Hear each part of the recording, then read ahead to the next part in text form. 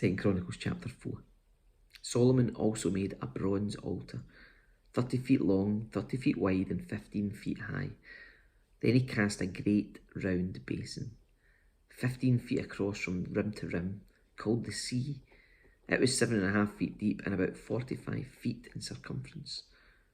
It was encircled just below its rim by 2 rows of figures that resembled oxen.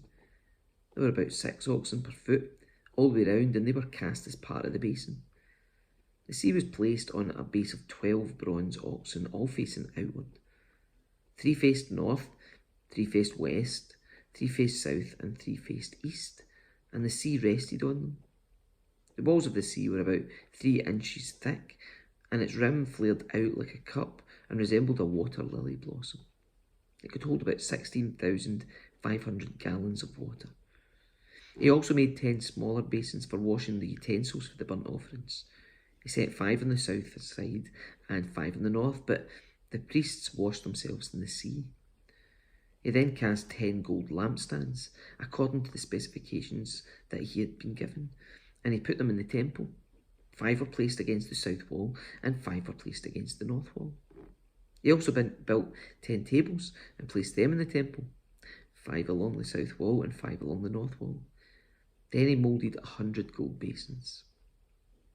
He then built a courtyard for the priests and also the large outer courtyard. He made doors for the courtyard entrances and overlaid them with bronze. The great bronze basin called the sea was placed near the southeast corner of the temple. Huram-Abi also made the necessary wash basins, shovels and bowls.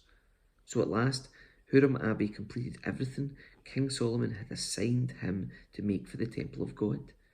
The 2 pillars, the 2 bowl-shaped capitals on top of the pillars, the 2 networks of interwoven chains that decorated the capitals, the 400 pomegranates that hung from the chains on the capitals, 2 rows of pomegranates for each of the chain networks that decorated the capitals on top of the pillars, the water carts holding the basins, the sea and the 12 oxen under it, the ash buckets, the shovels, the meat hooks, and all the related articles.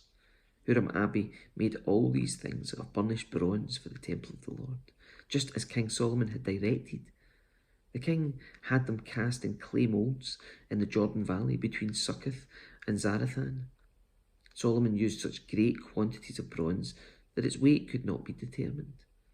Solomon also made all the furnishings for the temple of God, the gold altar, the tables for the bread of the presence, the lampstands and their lamps of solid gold, to burn in front of the most holy place as prescribed, the flower decorations, lamps and tongs, all of the purest gold, the lamp snuffers, bowls, dishes and incense burners, all of solid gold, the doors for the entrances to the most holy place, and the main room of the temple, overlaid with gold.